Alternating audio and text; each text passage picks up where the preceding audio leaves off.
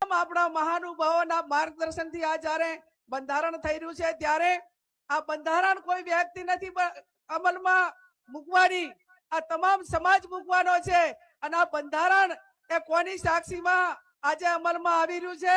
અહીંયા સદારામ બાપુ અને ઓગણજીનો ફોટો મૂકીને આ હું બંધારણનું વાંચન કરી રહી છું। ત્યારે બંધારણની શરૂઆત કરતા મુદ્દા નંબર 1 કે શરૂઆત ક્યાંથી થાય? સગાઈથી।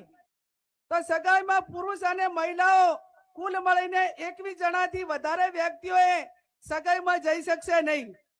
સગાઈમાં પોતાના કુટુંબમાં તનના જે હગા હોય એને લઈ જવા, બીજાને કોઈને આમંત્રણ આપવું નહીં। સમાજના તમામ પ્રકારના પ્રસંગોમાં કોઈ પણ પ્રસંગ હોય એની અંદર ઓઢમણામાં કપડા કે દાગીના લઈ જવા નહીં। તમામ આપણા રીત રિવાજો પ્રમાણે રોકડમાં ઓઢમણું કરવું। સગાઈમાં માત્ર કેટલી વસ્તુ લઈ જવાની રહેશે? સાડી, નાળિયેર અને રૂપિયો, આ 3 જ વસ્તુ સગાઈની અંદર લઈ જવાની રહેશે। બીજી કોઈ પણ પ્રકારની વસ્તુ લઈ જવાની રહેશે નહીં।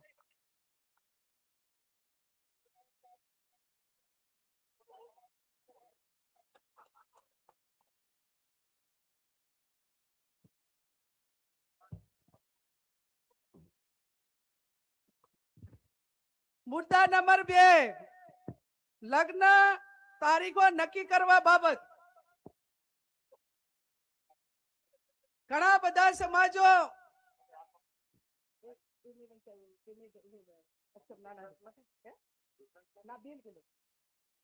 લગ્ન તારીખો નક્કી કરવા બાબત તો આખો સમાજ આજે એવું નક્કી કરે છે વગરની ધરતીમાં જગદીશભાઈ ઠાકોર સાહેબ કે 12 માસ લગ્નથી આજે પશુપાલન હોય, ખેતીવાડી હોય, ધંધા રોજગાર બધા ખોરંભે જાય છે અને સમય આવ્યો છે કે એક મિનિટ ઉપર દુનિયા ચાલે છે અને આપણને વર્ષોની મહિનાની કિંમત નથી। ત્યારે વર્ષમાં 2 માસમાં જ સમાજ જ્ઞાનીબેન ને વિનંતી કે મુદ્દાનું વાંચન થતું હોય ત્યારે માત્ર મુદ્દાઓ જ વાંચશે, વચ્ચે બીજો વિષય નહીં લે। આપણે જે વાત નક્કી થઈ છે વર્ષમાં 2 માસમાં જ સમાજને લગ્ન માટે તારીખો નક્કી કરવાની થાય છે।